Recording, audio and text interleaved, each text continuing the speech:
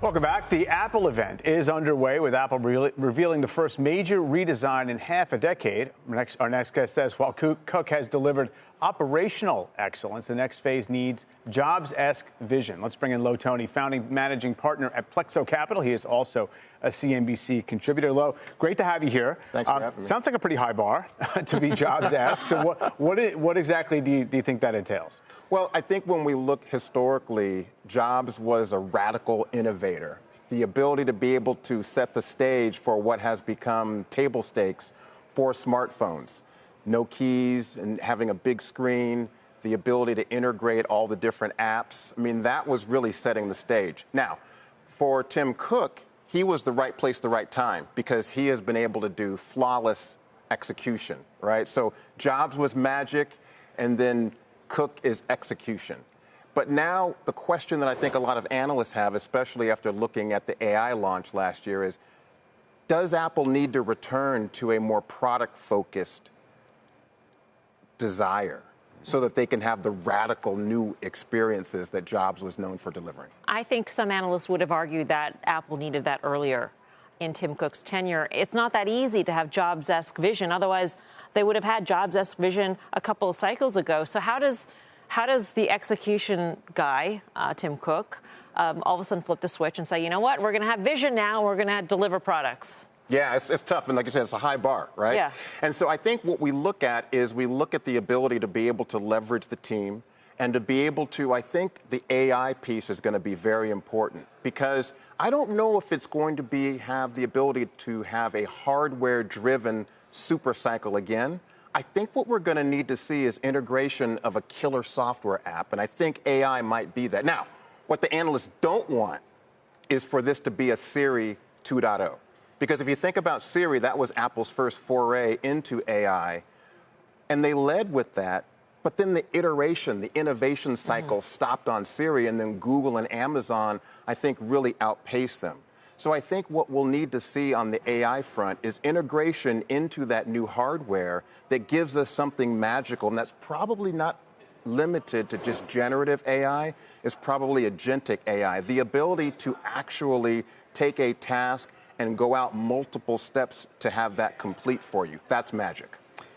I mean, I guess the question is, do they need to build whatever that capacity is from the ground up, or can they have some kind of faith that those devices are going to be the conduit for whatever third-party or first-party, apps or services are going to deliver that sort of thing? And, it's a great point because what Apple has been known for to be able to create these magical experiences is the ability to do that through vertical integration. So having ownership of both the hardware component and the software component in this case.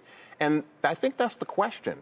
And there's been talk, should Apple acquire their way into a more AI experience that's really going to give consumers something different? So that's kind of been the talk around, Silicon Valley is Apple sniffing around and looking at some of these app companies within the AI tech stack. How critical do you think this juncture is for Apple, considering that, OpenAI, for instance, they're looking to create some sort of a device for AI, that there are going to be other competitors that we may not even think of who are in the AI game firmly right now, but want to be in the hardware game?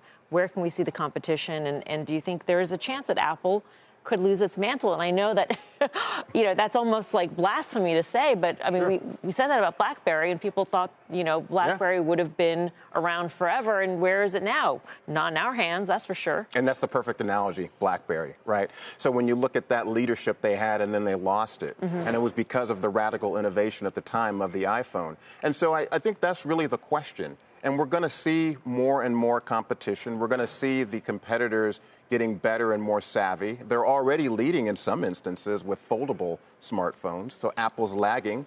But Apple has been known to come back and come back quickly, so we won't count them out. It's funny, we can sort of talk around this with this general notion that there is something magical that's waiting to be discovered or delivered. Do you have any sense of how it actually might manifest? I mean, you see these ads that I think Google's running about how, your phone's going to kind of read the question that's in a text, and it's going to give the answer or suggest the answer for you.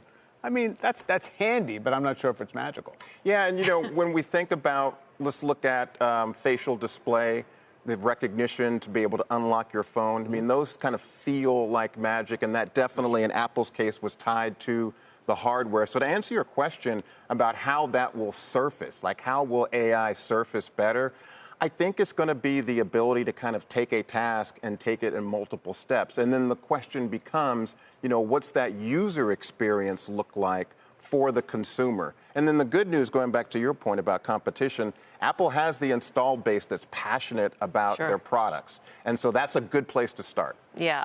Do you also sense that maybe consumers aren't clamoring for AI? So Apple's, we make so much of Apple being behind the curve and slow to the AI game with an offering, et cetera, but maybe consumers just they're not ready yet.